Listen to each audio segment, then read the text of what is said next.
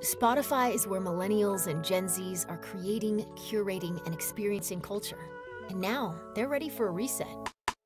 Gen Zs can't wait to reconnect with their friends in real life. And millennials are still trying to manage work-life balance at home. One thing they have in common? Audio is helping them navigate what's next. Music, podcasts, sound, playlists. Learn more about both generations in Culture Next, Spotify's annual trend report.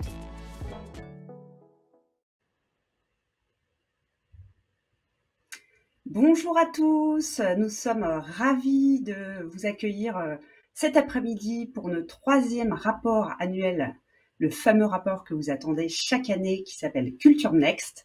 Je vous rappelle, Culture Next, c'est l'évolution des habitudes et des goûts de la génération Z et des millennials. Juste une petite question technique. Si vous avez des questions tout au long de la présentation, n'hésitez pas surtout à les poser dans le chat et nous y répondrons tout au long de la présentation ou à la fin. Voilà. Donc, pourquoi nous sommes aujourd'hui ici finalement? C'est vrai que la Gen Z et les millennials, c'est vraiment un sujet qui a toujours été brûlant chez Spotify et pour vous en tant que marque. Chez Spotify, cette audience représente finalement 70%, donc c'est quand même une audience très importante et c'est vraiment eux le moteur des tendances culturelles. Si finalement 2020 a été l'année du réveil culturel, l'année 2021 finalement s'annonce comme celle de la renaissance culturelle. Ce qu'on peut voir en fait chez Spotify, c'est que ce qui est sûr, c'est que l'audio joue un rôle absolument primordial dans cette reconnaissance culturelle. Donc l'intérêt aujourd'hui, c'est que Marion, que j'accueille, va vous présenter tout en détail tous les insights qu'on a appris cette année et on espère que ça va vous intéresser. Bonjour Marion qui est en direct de New York. Absolument. Merci d'être là. Ben, merci, j'aurais espéré qu'on fasse ça en personne, enfin, mais bon, l'univers, on a décidé autrement. Ben ouais, alors on dit rien, hein, parce que j'ai l'impression que ça nous porte la poisse à chaque fois, donc on verra. Hein. Mais c'est pas grave, on va y arriver et je suis ravie d'être là. Donc, on va plonger dans l'univers Culture Next et avant de plonger dans la méthodologie, je voulais juste vous rappeler que vous allez voir notre slide de méthodologie où il y aura un code que vous pouvez scanner. Alors, c'est le code qui est en bas à gauche de votre écran. Scannez-le, ce sera pour notre petit entracte Resonate. Alors vraiment, n'ayez pas peur, hein, rien de honteux ne sera révélé sur vos habitudes d'écoute. On fait pas ça quand même chez Spotify, on n'oserait jamais, mais faites-le parce que c'est sympa. Donc, prenez quelques secondes.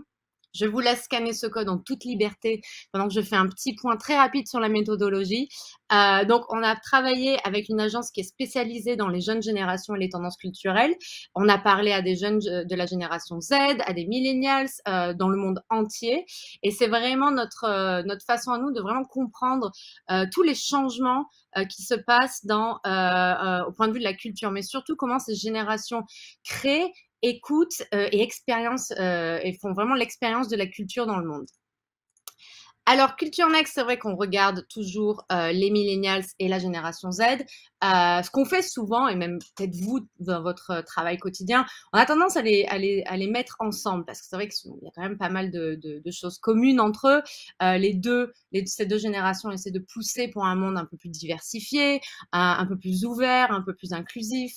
Mais quelque chose qu'on voit aussi quand même pas mal, c'est quand même il y a de grosses différences. Et c'est quelque chose qu'on a vraiment essayé de mettre en avant cette année dans le rapport, essayer de comprendre comment ces deux générations vivent ces tendances et comment ça se manifeste de manière différente dans leur vie de tous les jours.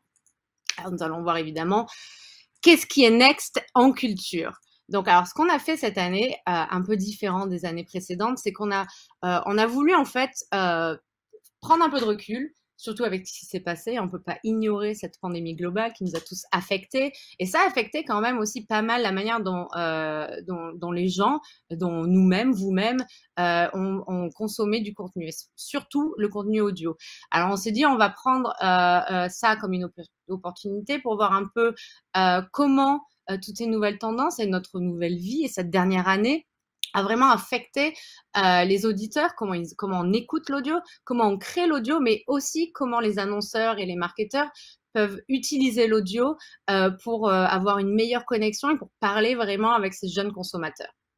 Alors, on a un tout premier chapitre qui est sur les auditeurs. Alors vraiment, là, on va regarder à toutes ces tendances, toutes les tendances qui vraiment ont changé un peu toutes nos habitudes d'écoute et qui vraiment ont vraiment un effet sur l'audio et la manière dont ces jeunes générations utilisent l'audio de manière différente dans leur vie. Alors, notre toute première tendance dans ce chapitre, on l'appelle évasion sonore.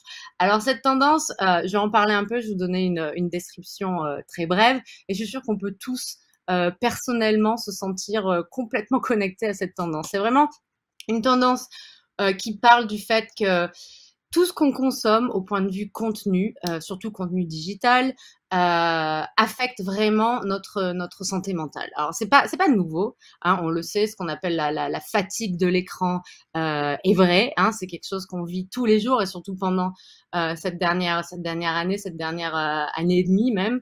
On passe tellement de temps devant les écrans, surtout les jeunes générations. On a vu dans les rapports précédents que cette génération Z, c'est la génération qui essaie de passer un peu moins de temps devant les écrans. C'est vrai qu'ils sont un peu plus conscients de l'impact que ça peut avoir sur leur santé mentale, sur ce qu'ils ressentent. Mais ce qu'on voit cette année, qui est vraiment un gros changement, mais quelque chose qui s'accélère vachement, c'est en fait la place de l'audio là-dedans.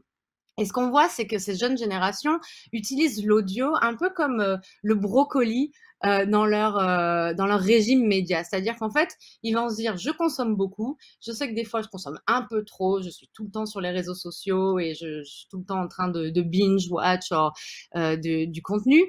Et là, ils se disent, bon, ben voilà, en fait, l'audio maintenant, c'est cet élément qui va m'aider à me sentir un peu moins stressée, à me sentir un peu moins anxieux, à me relaxer. Donc, c'est vrai quelque chose qui change énormément, qu'on a vu dans les rapports précédents, mais maintenant, c'est vraiment comment l'audio est au centre de leur régime média quotidien. Alors évidemment, historiquement parlant, la musique a toujours été quand même le langage des émotions, on est d'accord? Je suis sûre que certains d'entre vous écoutent certaines chansons le matin pour se sentir avoir un peu d'énergie, ou avant de sortir pour se mettre un peu dans l'ambiance, ou le soir, quelque chose d'un peu plus calme, histoire de se relaxer. Donc vraiment, la musique a toujours eu cet effet sur nous, c'est vrai. Mais là aussi, le gros changement qu'on voit, c'est pas que la musique, c'est pas limité à ça, c'est aussi tout l'audio, les podcasts, tout ce qui est son d'ambiance, tout ce qu'on appelle white noise, ce que les gens vont écouter pour se relaxer, ASMR, vous savez, tous ces petits bruits un peu, il y en a certains, ça peut crisper, mais il y en a que ça peut vraiment soulager. Donc c'est vraiment l'audio en général qui maintenant nous aide à créer cet espace un peu de sécurité dans lequel on se met. Et encore une fois, avec l'année et demie qu'on a eue, même si on a l'impression que ça fait 15 ans qu'on est là-dedans, c'est vraiment ce dont on a besoin, et surtout ces jeunes générations se sont vachement retournées vers l'audio dans ce sens, quoi. Et c'est quelque chose qu'on voit aussi dans la manière dont ils utilisent l'audio pour les millennials et la génération Z. C'est vrai que être tout le temps sur des écrans, sur des téléphones, c'est quelque chose c'est l'habitude en fait quotidienne. C'est pas toujours super sain, mais c'est aussi une habitude qui est devenue encore plus importante durant la pandémie. Donc c'est vrai que les millennials et la génération Z maintenant essaient de se focaliser sur trouver le bon équilibre du contenu qu'ils vont utiliser. Et encore une fois, on a vu que l'audio est quelque chose qu'ils utilisent pour réduire leur niveau de stress. Ce qui est intéressant, c'est que cette stat, c'est 66%, c'est quelque chose qu'on traque depuis 2019, donc depuis le premier volume de Culture Next. Et chaque année, ce chiffre grossit. Donc, alors évidemment, je pense que chaque année aussi, le niveau de stress grandit également. Mais ce qui est rigolo, c'est que de voir la relation et la manière dont ces deux générations utilisent l'audio et se tournent vers ça vraiment pour se sentir un peu plus relaxés et un peu mieux dans leur tête. Alors évidemment, je vous ai parlé des différences entre les générations. Encore une fois, c'est des tendances qui sont communes à ces deux générations, mais la manière dont ils vont vraiment utiliser ces tendances et utiliser l'audio surtout est différente. Alors d'abord, vous avez les millennials d'un côté. Alors évidemment, ils sont plus vieux.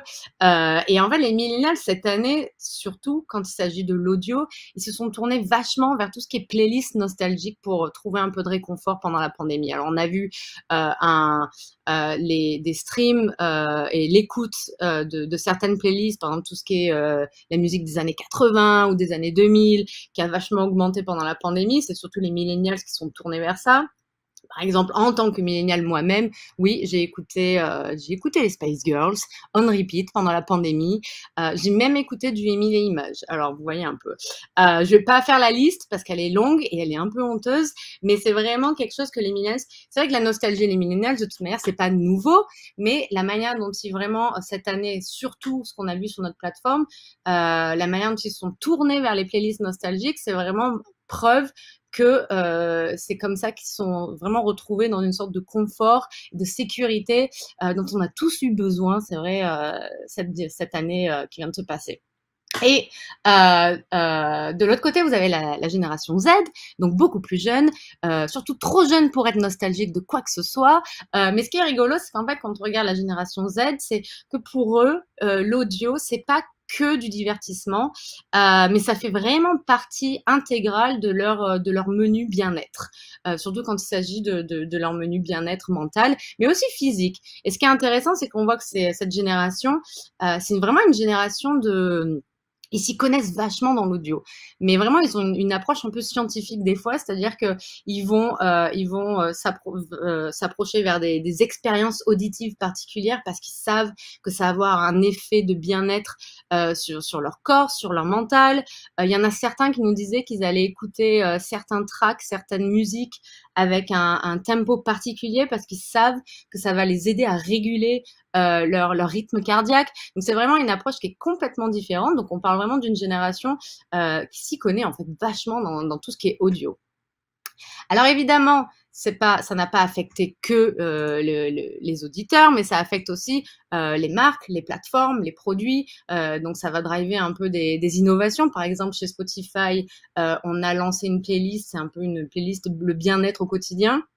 C'est une playlist qui est personnalisée, encore une fois. C'est un mélange de podcasts et de musique. Alors, elle est faite pour faire que les auditeurs se sentent un peu avoir un petit regain d'énergie le matin et qui peuvent s'aider. Ça les aide à se relaxer un peu le soir. Donc, ça va très bien dans cette tendance de OK, on essaie d'utiliser l'audio pour vous aider à gérer vos émotions et votre quotidien. Et après aussi un exemple qui est assez intéressant, c'est PepsiCo qui a lancé une boisson qui s'appelle Driftwell. C'est une boisson qui est, je crois, basée qui est à base de lavande. Donc c'est vraiment fait pour à la base nous aider à se relaxer. Mais ce qui est vraiment intéressant en fait, c'est tout le message de la campagne pub autour de cette boisson qui est vraiment fait pour qui est vraiment fait pour montrer OK, on comprend, vous avez des habitudes médias qui sont pas super saines le soir. Vous savez quoi, prenez cette boisson, on va vous aider à vous relaxer. Donc encore une fois, c'est une tendance qu'on voit maintenant un peu les effets que ça a sur les changements de produits, les innovations, mais aussi la manière dont les marques et les annonceurs vont parler aux consommateurs, parce qu'au final, on est tous là-dedans et c'est quelque chose qu'on essaie de combattre un peu. Alors, je vais vous parler de cette deuxième tendance dans notre premier chapitre qui est sur les auditeurs. Alors cette tendance, on l'appelle vie confuse. Alors ça sonne un peu bizarre comme ça, mais en fait c'est vraiment une tendance qui est pas super nouvelle parce qu'en fait c'est vraiment une tendance qui a été là grâce à tout ce qui est communauté des gamers. Donc je sais pas si certains d'entre vous sont des gros gamers et passent leur vie sur les jeux vidéo, mais c'est vraiment quelque chose qui est assez routinier pour cette communauté. Mais le changement qu'on voit maintenant aujourd'hui, c'est à quel point les millennials et la génération Z essaient vraiment de rentrer, de s'émerger dans des expériences virtuelles de plus en plus. Alors évidemment, ça a été beaucoup accéléré par la pandémie. On n'a pas eu trop le choix. Hein. C'est vrai que les expériences virtuelles, au final, c'est tout ce qu'on avait. Il y en a certains qui ont pu faire des tours de musées virtuels. Il y a eu des concerts virtuels. On a tous sûrement fait des happy hours virtuels, des birthdays virtuels. Donc c'est vrai que c'est quelque chose qui est de plus en plus courant et commun, mais aussi c'est grâce à l'avancée de la technologie qui fait que c'est aussi beaucoup plus facile et beaucoup plus simple la qualité est là, et c'est vrai que ça pousse beaucoup ces générations à chercher ce genre d'expérience. Et ce qu'on voit aussi beaucoup, c'est qu'en fait l'audio en lui-même est devenu quand même l'élément central de toutes ces expériences. Donc, c'est vraiment l'élément qui aide ces jeunes générations à se sentir complètement transportées dans des mondes virtuels et dans une expérience particulière. Et c'est vrai que une des raisons à ça, c'est parce que surtout ces jeunes générations sont tellement stimulées visuellement qu'ils trouvent que déjà l'audio en général c'est une échappatoire à toute cette stimulation visuelle, mais aussi c'est un élément qui a vraiment cette capacité unique à vous submerger. C'est vrai que souvent on aime bien, ça a dû vous arriver d'écouter quelque chose, de fermer les yeux, de vous sentir complètement transporté dans un truc différent. C'est pas que moi, hein, mais je suis sûre que c'est vraiment quelque chose que nous tous on en a eu l'expérience. Et mais c'est surtout quelque chose que, encore une fois, on revient peut-être à cette première tendance, ce besoin d'échappatoire qui est vraiment quelque chose que, encore une fois, accéléré par la pandémie, mais quelque chose que ces jeunes générations cherchent absolument. Et c'est aussi, l'audio, ça a cette capacité, encore une fois, à vous submerger, mais aussi à vous aider à vivre une expérience en profondeur. Donc, c'est vraiment, encore une fois, quand on pense à ces expériences virtuelles, c'est quelque chose qui a été quand même très important.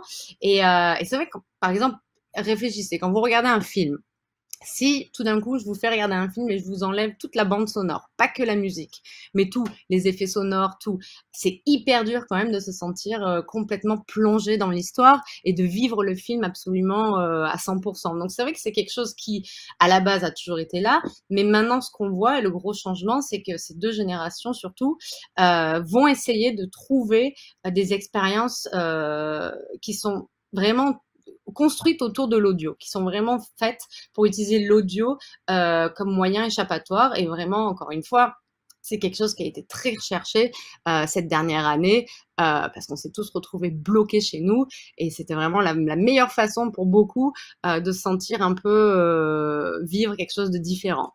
Alors encore une fois, il y a des grosses différences entre les millennials et la génération Z. Et la grosse différence là, elle est intéressante parce que c'est quand on pense à tout ce qui est expérience virtuelle.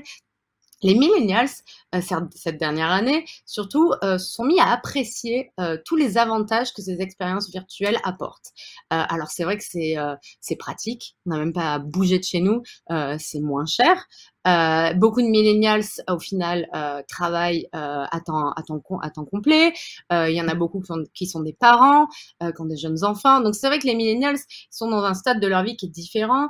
Ils sont beaucoup plus conscients du temps qu'ils passent dans les transports, à se déplacer, du temps qu'ils passent à travailler avec leur famille, avec leurs amis. Donc c'est vrai qu'en fait, il y a eu une découverte de la part de cette génération dans tout ce qui est expérience virtuelle. Et quelque chose qu'on voit aussi, c'est quand on leur a demandé est-ce que vous pensez vraiment continuer à faire ce genre d'expérience même quand la pandémie est finie, beaucoup d'entre eux nous ont dit que oui, absolument, ils espèrent continuer ce genre de choses. Ça veut pas dire qu'ils vont pas aussi aller dans des vrais concerts et n'ont pas envie de faire des vraies expériences physiques, mais par contre c'est quand même quelque chose auquel on va s'attendre, c'est voir que cette génération va continuer à engager dans ce genre d'expérience virtuelle. Et après, encore une fois, quand on regarde la différence avec la génération Z, elle est assez flagrante. C'est une génération qui est, par contre, qui a besoin d'interaction humaine. On voit que près de 60% d'entre eux sont impatients de reprendre vraiment une vie où ils vont faire des événements physiques.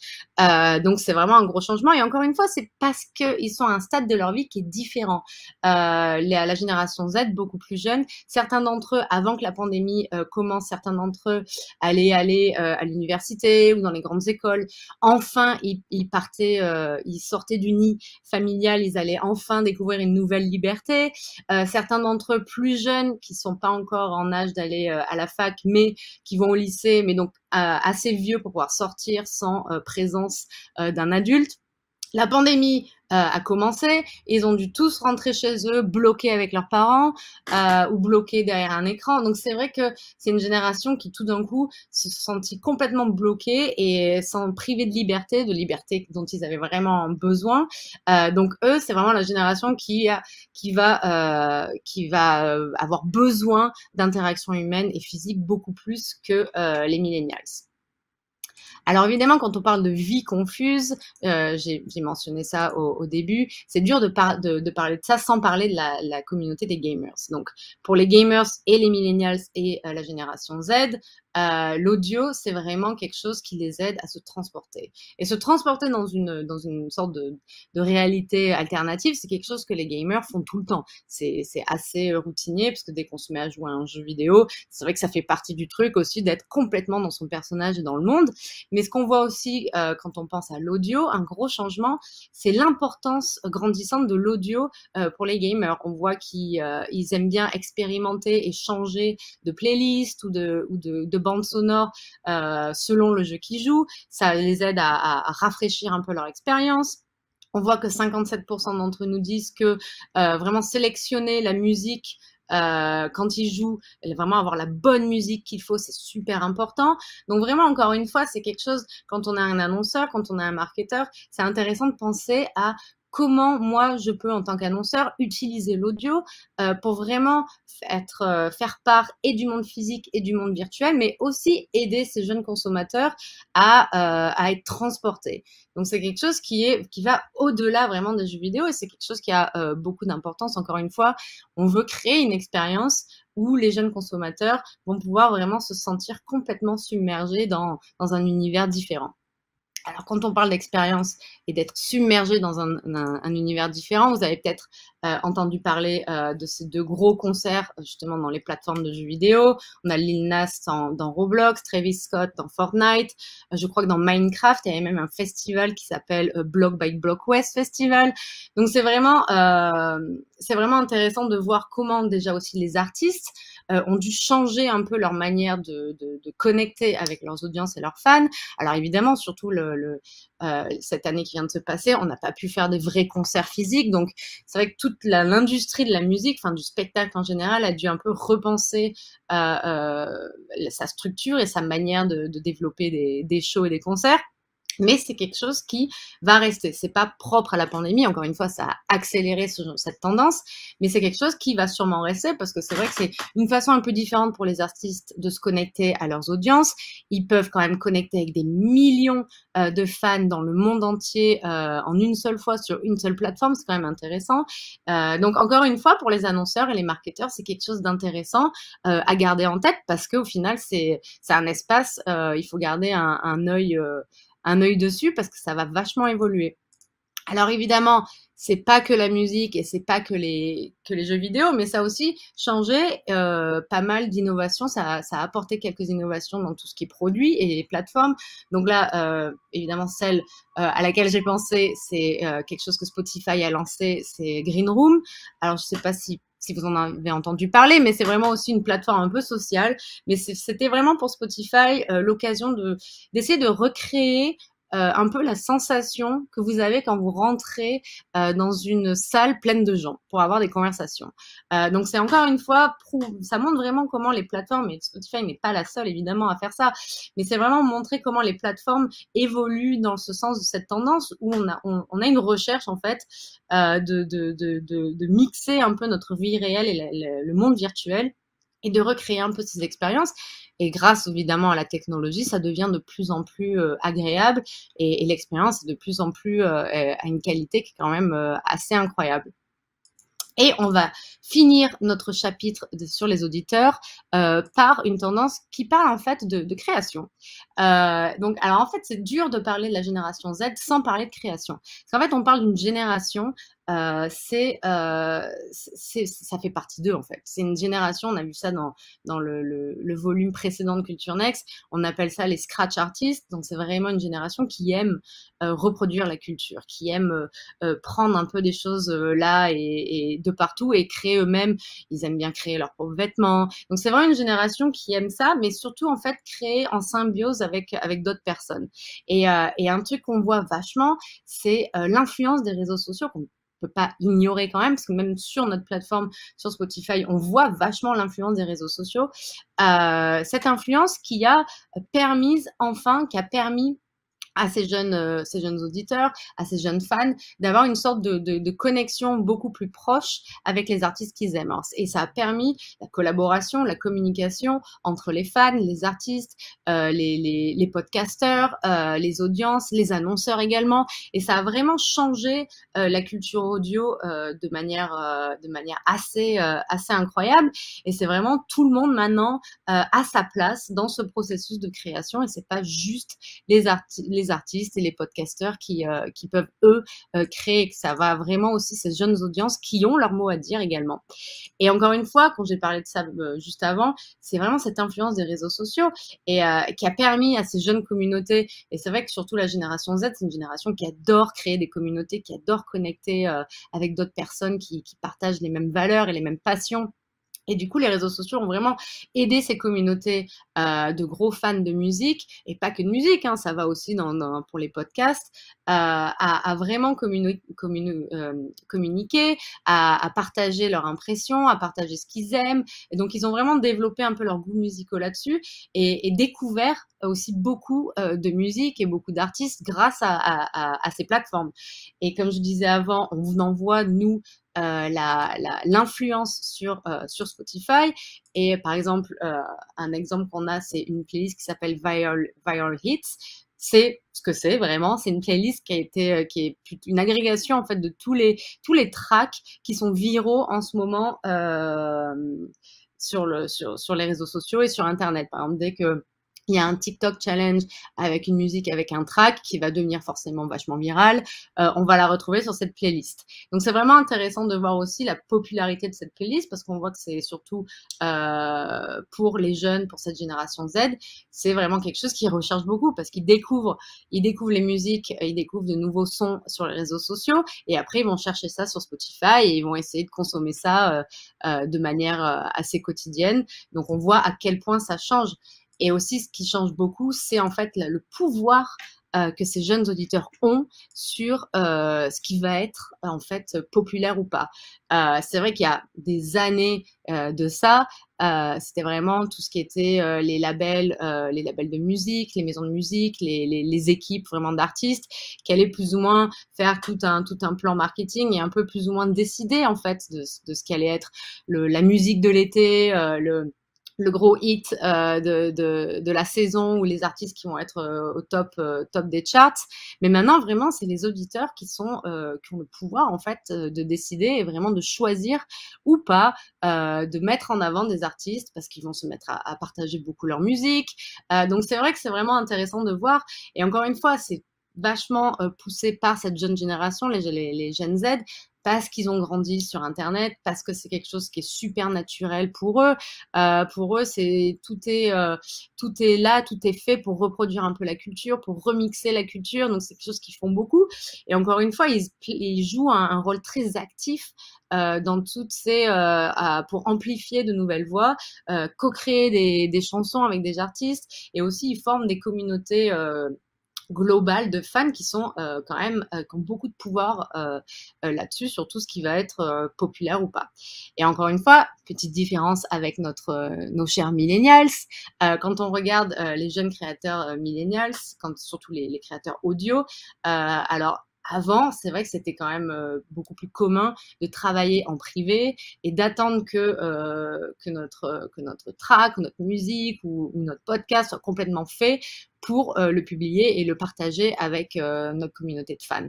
Et aujourd'hui, en fait, de plus en plus, ils accueillent beaucoup les fans et même les annonceurs, même les marques et les marketeurs dans leur processus créatif parce qu'ils comprennent qu'ils ont besoin d'avoir un feedback un peu régulier, et c'est comme ça en fait qu'ils vont créer quelque chose qu'ils savent va être populaire et va plaire à toute leur communauté de fans. Donc c'est vraiment intéressant de voir à quel point ça change. Mais ce qu'on voit aussi, c'est que la génération Z et les millennials ont même envie de co-créer avec des annonceurs. Donc, c'est vraiment quelque chose qui s'ouvre de plus en plus et on a vraiment un processus créatif qui n'est pas juste limité aux artistes eux-mêmes, mais et auditeurs et annonceurs peuvent avoir un peu leur rôle à jouer là-dedans. Alors, on a parlé des auditeurs, on a un peu parlé de création. Alors maintenant, on a un chapitre entier sur les créateurs. Alors, on a vu quand même beaucoup de changements quand il s'agit de créateurs et surtout le processus créatif. Parce que comme je vous ai dit juste avant, on l'a vu, c'est pas que les artistes, c'est pas que les créateurs de podcasts qui peuvent créer, c'est tout le monde un peu. Donc vraiment, ce qu'on voit, c'est qu'en fait, il y a eu un boom de création audio, surtout dans l'année qui vient de se passer. Et c'est vraiment intéressant de voir comme ça change le paysage audio et surtout le paysage des podcasts. Alors, je ne sais pas si certains d'entre vous écoutent des podcasts, mais ce qu'on voit, ce qui est très intéressant, c'est ce changement en fait de perception des podcasts. Alors, aux États-Unis, ça a été là depuis, ça fait quand même près de 10 ans que c'est là. En France, c'est un peu plus jeune comme format, mais ça devient quand même de plus en plus populaire et c'est surtout en fait populaire parce que c'est vu comme la source d'information dont on peut vraiment avoir confiance. C'est vraiment la source d'information qui est celle vers laquelle on va se tourner pour avoir nos news, mais aussi tout ce qui est divertissement, éducation. Donc, c'est vraiment intéressant de voir comme ça change tout le paysage des podcasts, parce qu'aussi, il y a aussi énormément de nouveaux shows qui apparaissent toutes les semaines sur Spotify. C'est incroyable. Mais aussi, ça change le paysage des auditeurs de podcasts. Il y a quelques années, c'était surtout les millennials et même les générations un peu plus vieilles qui étaient surtout grands consommateurs de podcasts. Mais là, ce qu'on voit et qui change beaucoup, c'est que la génération Z de plus en plus va se tourner vers ce format. Parce qu'en fait, c'est vrai que comme on l'a vu dans cette toute première tendance, on a accès à tellement d'informations, à tellement de contenu. C'est un peu dur des fois de savoir ce à quoi on peut faire confiance, quelle est la source de vérité vraiment. Et en fait, c'est un format qui est vu maintenant comme quelque chose de tellement authentique et tellement quelque chose où on place vraiment beaucoup sa confiance que toutes ces générations et les jeunes générations également vont vraiment vouloir consommer et avoir accès de plus en plus. Alors, un truc qui vraiment drive ce sentiment de confiance, c'est évidemment en fait la relation que les auditeurs ont avec les présentateurs de podcasts. Encore une fois, je ne sais pas si certains d'entre vous écoutent des podcasts, mais moi j'en écoute certains et c'est vrai que des fois, j'ai vraiment l'impression d'écouter un pote qui parle ou moi-même de faire un peu partie de la conversation. Donc c'est vrai, ça installe ce sentiment de confiance, ce sentiment de connexion intime en fait avec le présentateur et même avec le contenu en lui-même. Donc encore une fois, c'est vraiment quelque chose qui est quand même pas mal différent quoi, comparé à la télé ou à des médias qui sont un peu plus traditionnels. Et du coup, ça va vraiment pousser en fait ces jeunes auditeurs. Encore une fois, non seulement ils font confiance, ils ont une grande confiance aux présentateurs de podcasts, mais aussi ils ont quand même une grande confiance aux podcasts eux-mêmes. Ils placent d'ailleurs les podcasts dans le top 3 des médias dans lesquels ils placent leur confiance. C'est quand même pas mal, surtout pour un format qui est relativement nouveau. Ça fait pas non plus 45 ans que ça existe. Donc c'est vrai quand même, c'est intéressant de voir à quel point cette jeune génération se tourne vers ces nouveaux formats. Et c'est vrai qu'aussi, il y a une chose qui pousse ça aussi, c'est que les millennials et la génération Z, la confiance qu'ils placent dans les institutions un peu plus traditionnelles comme la politique, la religion ou les médias un peu traditionnels, ça se casse un peu la figure tous les ans. C'est vraiment assez bas. Et en même temps, la confiance qu'ils placent dans tout ce qui est audio et surtout les podcasts augmente tous les ans. Et c'est vrai que du coup, les podcasteurs, donc tous ces jeunes présentateurs audio sont vraiment vus comme une classe un peu nouvelle classe de créateurs qui semble authentique, accessible et surtout dont on peut en qui on peut avoir confiance. Ce qui est quand même quelque chose qui est super important, encore une fois, surtout pour ces jeunes consommateurs, ces jeunes auditeurs. Alors je vous ai dit avant qu'on a beaucoup de confiance. On place beaucoup de confiance dans ces podcasts, dans ces podcasteurs, mais c'est aussi parce qu'en fait, il y a quand même un lien intime qui se crée.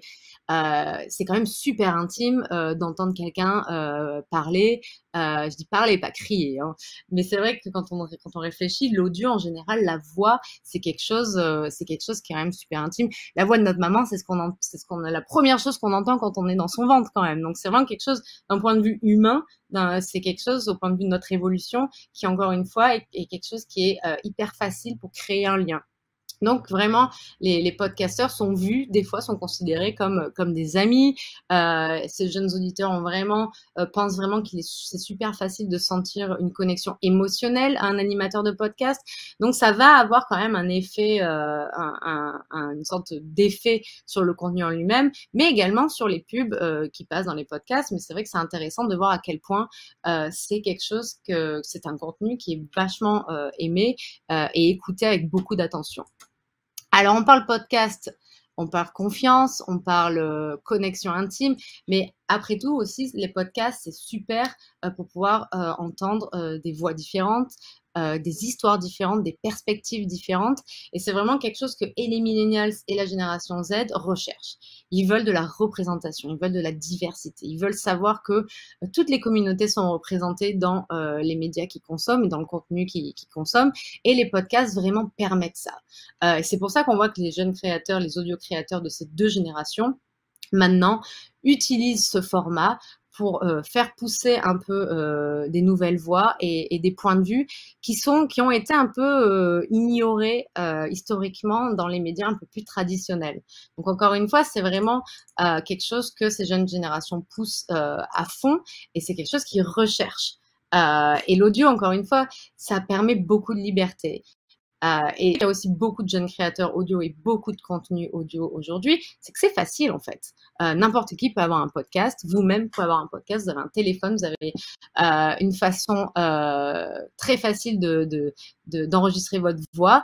Donc ça a vraiment poussé des jeunes créateurs, surtout cette génération Z, à créer leur propre contenu parce que c'est facile et c'est très démocratisé. Et c'est aussi parce que, en tant que culture en général, on a vu ça beaucoup quand on parle et aux millennials et à la génération Z, ils pensent que quand même notre culture maintenant est plus ouverte que jamais à entendre des voix diverses, à entendre des points de vue. Donc c'est vrai que c'est quelque chose aussi qui va changer un peu le paysage du contenu audio, pas que audio d'ailleurs, hein, c'est quelque chose qu'on voit reflété dans beaucoup de choses au-delà de l'audio, mais c'est quelque chose aussi que voilà que ces jeunes créateurs maintenant ont la conviction que leur histoire, que leur point de vue ont été quand même oubliés et pas vraiment écoutés jusque-là. Donc ils utilisent beaucoup ce format pour enfin avoir cette représentation dont ils ont eu envie depuis des années, et de voir leur communauté représentée grâce à ces nouveaux médias.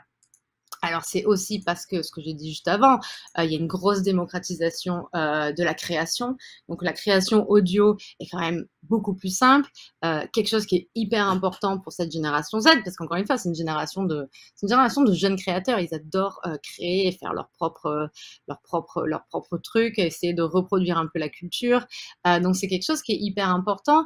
Et ils pensent aussi que grâce à cet accès à la technologie, mais aussi à cette ouverture d'esprit que maintenant notre monde et notre culture ils se sentent un peu plus en liberté, ils se sentent un peu plus en confiance pour être eux-mêmes.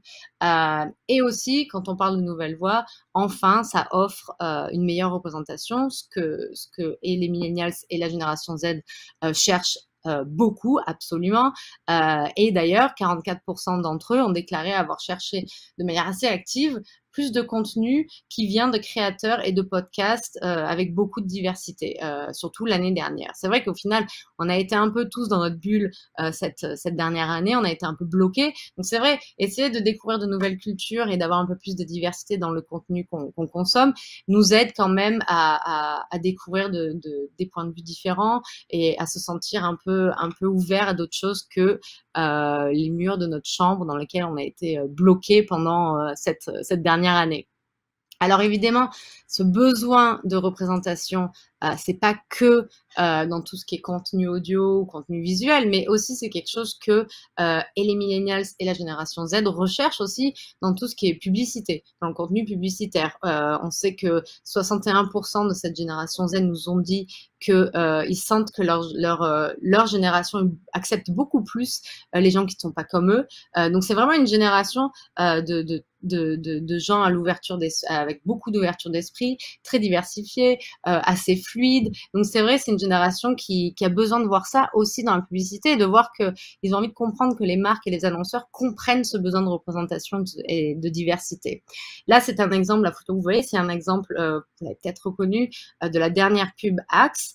Alors, on connaît tous les fameuses pubs Axe et l'effet Axe. C'est vrai que jusque-là, ça a été vu quand même assez critiqué parce qu'on avait l'impression que c'était un peu la promotion de la masculinité toxique. Donc, Axe a décidé de revoir leur message et de s'aligner un peu plus avec les valeurs et les principes de jeunes générations. Ils ont complètement revisité leur message sur tout ce qui est effet Axe. Ils ont créé le nouvel effet Axe où on voit vraiment un message qui est beaucoup plus progressif et qui, du coup, s'aligne vachement avec les valeurs des jeunes générations. Donc, encore une fois, ce besoin de représentation, il n'est pas que important au point de vue du contenu que les créateurs vont créer, mais en tant qu'annonceur, en tant que marque et marketeur, c'est hyper important de garder ça en tête pour avoir toujours une relation, une connexion quand même assez authentique avec ces jeunes consommateurs. Alors, on va finir notre chapitre sur les créateurs en parlant de curation. Alors, peut-être certains d'entre vous sont adeptes de tout ce qui est playlist. Je sais que chez Spotify, on adore faire des playlists. Donc là, vraiment, on voit une tendance qui évolue énormément, surtout dans tout ce qui est chez les jeunes créateurs audio. C'est la place de la curation culturelle. C'est vraiment devenu un pilier essentiel de l'expression artistique, surtout pour les jeunes générations. Et maintenant, c'est vu c'est considéré comme de la création pure et simple. Donc, si vous êtes adepte des playlists et que vous avez vous-même créé plein de playlists, vous pouvez vous sentir faire part intégrale de la conversation culturelle d'aujourd'hui. Donc, nous vous remercions pour ça, car vous faites partie de tout ce changement et tout ce mouvement culturel. Et vraiment aussi, on voit un changement qui a été quand même poussé beaucoup par les jeunes artistes, surtout la génération Z, parce qu'en fait, ils ont grandi avec Internet. Donc, de toute manière, attraper vraiment tout ce qu'ils voient, tout ce qu'ils entendent et l'utiliser ça dans ce qu'ils créent, l'influence de tout ce qu'ils consomment sur leur création, c'est quelque chose qui a toujours été là pour eux. Donc, encore une fois, tout ce qui est curation culturelle, c'est quelque chose que cette jeune génération d'artistes fait de manière très naturelle et fait de manière quotidienne à chaque fois qu'ils créent quelque chose de nouveau. Et c'est pour ça que pour eux, pour cette jeune génération, tout le monde peut être un curateur culturel. Encore une fois, vous-même, vous pouvez être curateur culturel si vous le voulez. Au final, c'est vrai qu'on a accès à la technologie, ça rend quand même assez simple au final de faire part, de prendre part à cette conversation culturelle.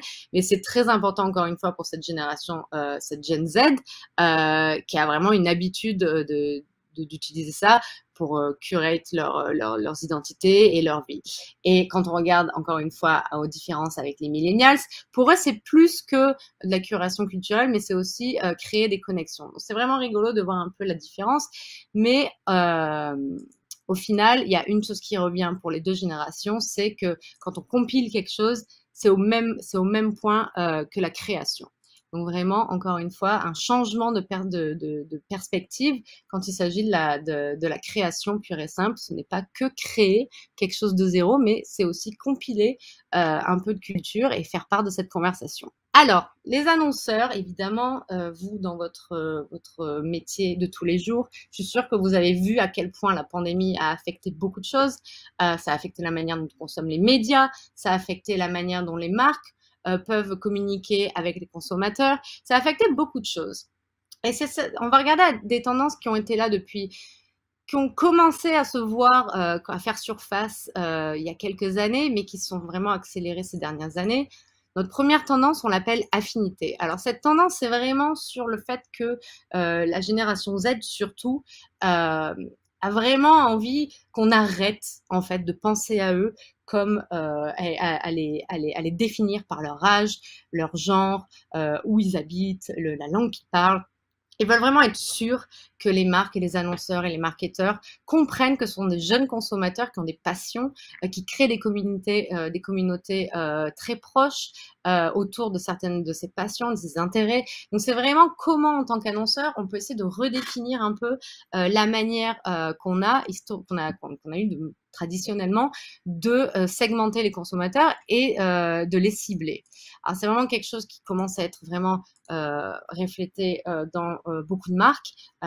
Donc là, on parlait à quelqu'un qui travaille chez Nike, et c'est vraiment une bonne réflexion de ce qui se passe aussi dans les marques, la manière dont ils veulent cibler ces jeunes gens. C'est vraiment, il faut qu'on oublie, on va pas oublier complètement les données démographiques traditionnelles parce que ça reste quand même quelque chose de très utile, mais c'est très important de pas mettre une étiquette en fait sur ces jeunes consommateurs. Il faut vraiment faire un peu de boulot et avoir une approche différente et vraiment comprendre que ce sont des consommateurs qui ont des passions, qui ont des intérêts particuliers, et il faut que ce soit reflété vraiment dans les messages qui leur sont servis quand même dans la pub.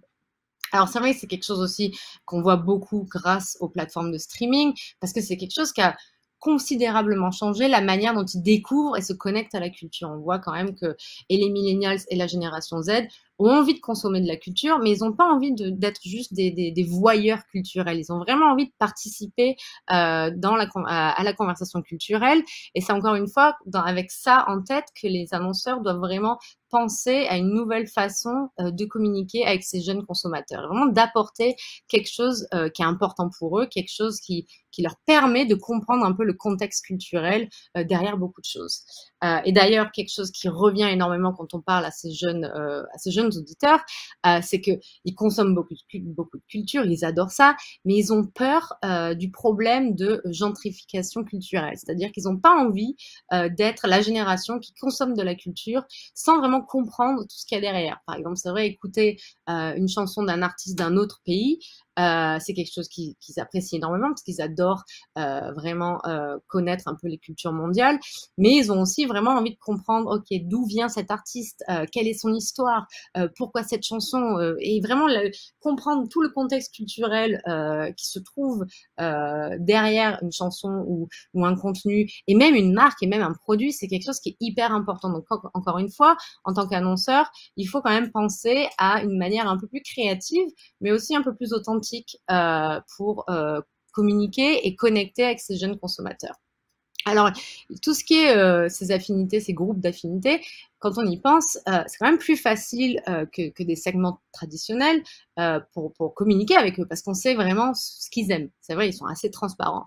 Et quand on regarde à tout ce qui est audio en particulier, c'est vrai que c'est aussi leur manière à eux de découvrir des nouvelles cultures, de se faire des amis aussi dans d'autres communautés grâce à leurs affinités avec un artiste ou des affinités avec un podcast. Sur notre plateforme, on a des hubs culturels qui sont vraiment créés autour de certains moments culturels. Par exemple, on a la World Cup, la Journée internationale de la femme, Oktoberfest. Il y a des hubs culturels vraiment sur notre plateforme où on voit beaucoup de streams quand ces moments arrivent. Donc, encore une fois, ça prouve que ces jeunes auditeurs se tournent vers le contenu pour apprendre de différentes choses et vraiment connecter avec des communautés et comprendre des mouvements culturels qui se passent dans le monde entier. Et aussi, encore une fois, quand on pense à ça, quand on est une marque, quand on est un annonceur, on peut faire partie de cette conversation parce qu'en fait, on peut parler à ces groupes de consommateurs qui sont même passionnés par quelque chose et leur apporter quelque chose. Quand même, on voit que la moitié des millennials et de la génération Z pensent que les marques ont vraiment le pouvoir de créer des communautés autour d'intérêts et de passions communes. Donc, c'est vraiment essayer de repenser la manière dont, en tant qu'annonceur, on peut parler à ces consommateurs et apporter quelque chose, car on sait qu'ils ont quand même une passion pour tout ce qui est pour la culture en général, et pour vraiment comprendre comment les choses sont formées, comment les idées arrivent. Donc, et notre dernière tendance, on y est bientôt, c'est d'ailleurs une tendance qui est, on y est là, on est complètement dans cette tendance, ces relations à distance, c'est quelque chose qu'on en vit depuis 1 an et demi, on a l'impression que ça fait 15 ans qu'on vit là-dedans, mais non, ça fait que 1 an et demi. Et c'est vraiment en fait cette tendance, on l'a vu un peu apparaître il y a quelques années, même avant la pandémie, parce que nos vies deviennent de plus en plus digitales, parce que le développement de la technologie fait que c'est beaucoup plus facile, mais vraiment la pandémie a accéléré le digital dans beaucoup d'aspects de notre vie. C'est vrai, on passe beaucoup de temps à la maison et ça a créé un nouveau segment de consommateurs. C'est vrai, en fait, un consommateur qui passe beaucoup plus de temps à la maison, un consommateur qui consomme du contenu audio, mais pas que audio, de manière différente, un consommateur qui préfère encore avoir des relations à distance et faire tout ce qui est expérience virtuelle. On l'a vu avant avec les millennials qui sont encore plus là-dedans. Un consommateur qui a un état d'esprit FOGO. Alors, pour ceux qui étaient là l'année dernière pour Culture Next 2, on avait commencé à en parler parce qu'on était déjà dans la pandémie. Donc, c'est FOGO, c'est le nouveau FOMO, c'est The Fear of Going Out. Et c'est vrai que c'est quelque chose qui va rester. C'est vrai qu'il y a beaucoup de gens qui peuvent se sentir personnellement connectés à cette idée. Et c'est vrai que voilà, ça crée de nouveaux points de connexion pour les annonceurs et pour les marketeurs, parce qu'au final, on parle d'un consommateur qui passe beaucoup de temps à la maison et les habitudes d'écoute changent forcément. On a été bloqués chez nous à travailler, à étudier. Si vous avez des enfants, vous les avez aidés avec l'école, vous êtes mis à vous faire votre exercice à la maison. Donc c'est vrai que ça a changé beaucoup de choses. D'ailleurs, on voit que la moitié de nos participants de cette étude nous ont dit qu'ils pensaient continuer à travailler de la maison, en faire beaucoup de télétravail l'année qui arrive. Bon, en effet, on en est pas sorti de la pandémie, mais à l'époque, on leur a parlé, je pense que tout le monde pensait que l'année prochaine, on allait être hors de ça. Mais c'est vrai qu'encore une fois, donc, c'est une tendance qu'il faut garder en tête parce que ça crée de nouvelles connexions et ça change énormément aussi ce qu'on a vu, nous, les habitudes d'écoute. Alors évidemment, on passe tellement de temps à la maison que nos habitudes de consommation de contenu en général a changé. Mais nous, ce qu'on a vu aussi, c'est un gros changement dans la manière dont les gens vont accéder au contenu audio. On a vu beaucoup d'augmentation de stream par des ordinateurs, par des enceintes connectées, des consoles de jeux vidéo, les télévisions. Donc, c'est vraiment intéressant de voir comment les gens maintenant, au sein de leur maison, vont vraiment changer leur habitude d'écoute. Et donc, du coup, ça donne beaucoup plus d'opportunités, en fait, pour leur parler et d'engager de manière différente parce qu'on sait qu'il va y avoir des moments différents dans la journée et des contenus différents. Ce qui est intéressant aussi, c'est que l'audio, surtout pendant cette pandémie, est devenu une façon pour les familles, beaucoup, mais même si vous vivez en colocation, c'est pareil, tous les gens qui vivent dans le même foyer utilisent l'audio maintenant beaucoup pour se connecter. On le voit énormément dans la manière dont les parents, surtout, ont utilisé l'audio. Ils ont écouté des podcasts ou de la musique grâce à travers des enceintes connectées. Comme ça, toute la famille, toute la maison pouvait écouter avec eux. Et ce qui est intéressant aussi, c'est que 60% des parents nous ont dit que très souvent, leurs enfants prennent le contrôle des enceintes connectées dans la maison ou des appareils de divertissement pour écouter ce qu'ils ont envie d'écouter. Alors, si vous êtes parent de jeunes enfants comme moi, cela veut probablement dire que vous avez dû écouter la chanson Baby Shark 10 fois par jour pendant la pandémie. Je sais, c'est très dur et je compatis. Mais c'est intéressant de voir comment les jeunes consommateurs, aussi ces jeunes auditeurs, utilisent le contenu audio et les plateformes pour aussi écouter ce qu'ils ont envie, quoi. Mais quoi qu'il arrive, qu'on soit parent ou pas, il y a quand même autre chose qui a beaucoup changé, hein, c'est notre vie sociale qui est devenue très différente et très virtuelle. Apéro virtuel, anniversaire sur Zoom. Donc on a vu que presque la moitié de nos millennials et génération Z nous ont dit qu'à cause de la pandémie, ils voient leur famille et leurs amis surtout par vidéo calls. Mais pour finir sur une note un petit peu plus positive quand même, il y a 60% d'entre eux qui quand même espèrent et s'attendent quand même à voir leurs amis et leur famille pour de vrai, physiquement, plus que par video calls. D'ailleurs, on a vu maintenant, on commence à voir des petits changements d'habitude de stream. On voit quand même beaucoup plus de temps passer sur les playlists, sur les moments de se préparer pour sortir ou Girls Night Out. Donc, c'est vraiment intéressant aussi de voir que petit à petit, je pense que mentalement, on commence à se sortir de ça et on a envie de reprendre un peu un rythme un peu plus normal.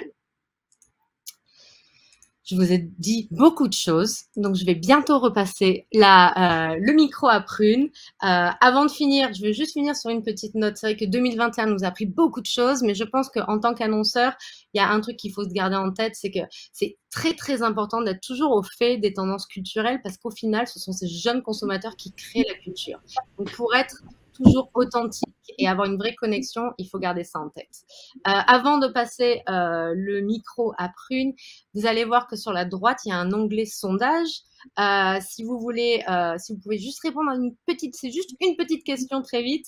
Vous allez avoir la question apparaître sur une échelle de 0 à 10. Quelle serait la probabilité que vous recommandiez Spotify à un ami ou à un collègue?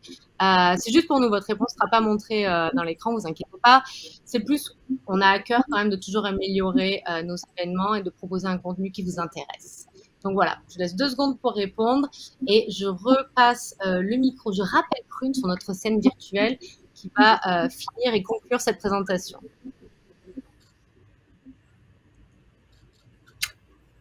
Merci beaucoup. Merci Marion. Franchement, c'était toujours aussi intéressant et passionnant. J'espère que... Alors, on a appris beaucoup de choses en 1 heure. Vous inquiétez pas, je sais que ma petite oreillette me dit que le chat apparemment n'a pas fonctionné, mais en fait, ce qui va se passer, c'est que vous allez recevoir le replay et le rapport complet par mail. Et évidemment, il y aura notre contact, donc n'hésitez surtout pas à nous envoyer un email, on en répondra avec grand plaisir. Je voulais aussi beaucoup féliciter les gagnants de ce prix virtuel. On espère vraiment que l'année prochaine, avec Marion, on pourra vous voir en vrai et vous donner des vrais prix. Juste peut-être pour conclure en fait ce rapport culture Next, c'est vrai que j'imagine en tant qu'annonceur ou en tant qu'agence, vous êtes en train de travailler sur la fin d'année ou sur 2022. Donc ça, c'est vrai que ce rapport va vous pouvoir vraiment, vous êtes précieux pour faire vos recommandations, mais n'hésitez pas aussi du coup à contacter l'équipe Spotify. On sera absolument ravis de vous aider pour faire des recommandations classiques ou même de façon un peu plus créative avec grand plaisir. Sachant que effectivement sur Spotify, ce qui est intéressant, c'est que au-delà de vraiment du ciblage par genre musical, comme ce que font ou Sociodémo, on peut vraiment aller un cran plus loin. C'est ce que disait vraiment Marion. On peut vraiment toucher cette fameuse audience Gen Z et les millennials vraiment dans leur mood, par rapport à leurs émotions et par rapport aussi à ce qu'ils font tout au long de la journée, puisque finalement on les accompagne pendant toute la journée, pendant 2h30. Et enfin, si vous souhaitez aussi pouvoir, donc je vous propose aussi d'accéder en fait à notre nouvelle plateforme en self-serve qui s'appelle Ad Studio. Et ça, vous pouvez créer par vous-même, avoir déjà un spot audio et créer directement votre campagne en fonction de votre cible et du temps. Et vous aurez accès directement à cette plateforme et évidemment au rapport de fin de campagne.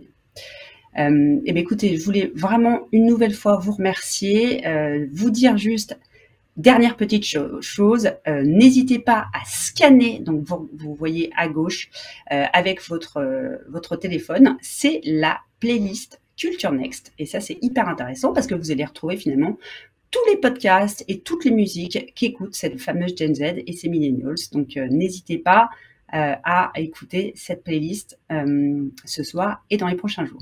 Je vous remercie encore, merci 1000 fois et je vous souhaite une très bonne soirée. À bientôt.